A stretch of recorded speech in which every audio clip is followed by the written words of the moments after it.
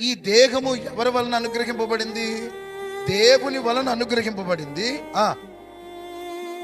మీలో ఉన్న పరిశుద్ధాత్మకు మీరు ఆలయమై ఉన్నారని మీరు ఎరుగరా? అంటే ఈ దేహము ఎవరిది అంటే దేవునిది. ఒక్కొక్కసారి ఈ దేహం, ఒక్కొక్కసారి ఈ శరీరాన్ని చూసి కొంతమంది అక్కలు కానీ, తమ్ముళ్ళు కానీ, అన్నలు కానీ మిర్రర్ దగ్గర నుంచొని బ్యూటీ సూపర్, ఎక్కడి నుంచొని అద్దం ముందు నుంచొని నువ్వు సూపర్, ఎంత అందంగా వచ్చేసిందంటావు, గాడి గుడ్డేం కాదు.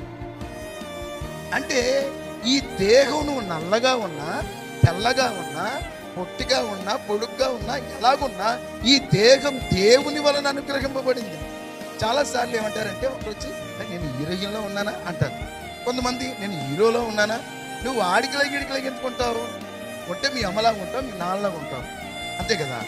ఎంత వేసుకుంటున్నట్టు కొంత తీసి మీరు ఏమన్నా కాదు కదా. అందుకే ఉంటే మీ అమ్మలా ఉంటావు, మీ నాన్నలా ఉంటావు. పోనీ మీ పెద్దనాన్నలా ఉంటావు, పెద్దమ్మలా ఉంటావు, మాయిలాగా ఉంటావు, అక్కలాగా ఉంటావు, చెల్లిలా ఉంటావు. ఆడెవడో మనకు తెలియదు. ఆడికిలా ఉన్నానంటావు. పోనీ కాస్త ముందుకు అడిగేసి సాహసోపతంగా దేవుల్లా ఉన్నానని చెప్పు, బాగుంటుంది. ఇంకా స్తోత్రం.